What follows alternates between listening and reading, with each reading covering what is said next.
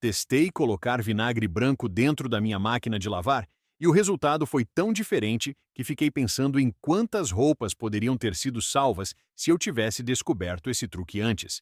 Fiapos grudados, pelos espalhados, cheiro desagradável e até manchas causadas por resíduos podem ter uma origem que quase ninguém imagina. Vou mostrar exatamente o que fiz. Pegue um recipiente pequeno e coloque uma colher de sopa cheia de bicarbonato de sódio. Em seguida, adicione vinagre de álcool branco até formar uma mistura efervescente.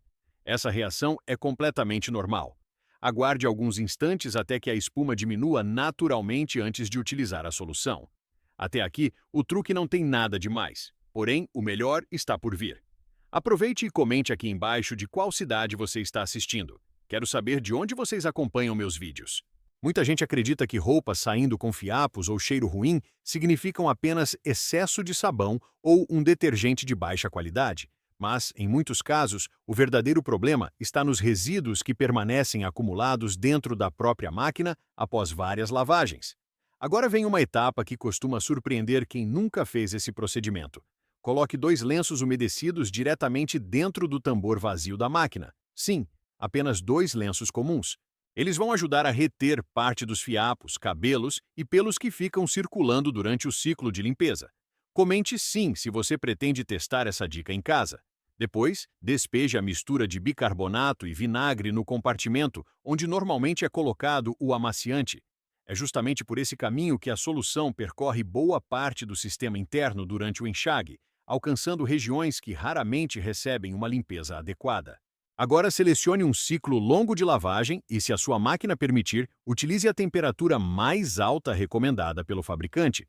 Durante esse processo, acontece algo que normalmente passa despercebido.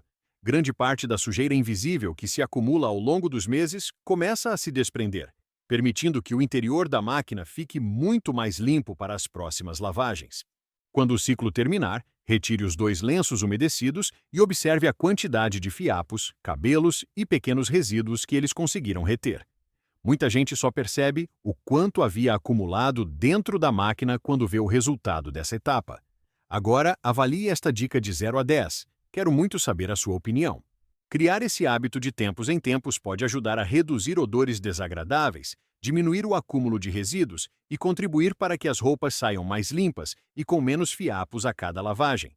Além de ser uma solução simples e econômica, é um cuidado que pode ajudar a conservar o bom funcionamento da máquina por muito mais tempo. Faça esse teste na próxima limpeza da sua máquina e depois volte aqui para contar qual foi a diferença que você percebeu logo na primeira lavagem.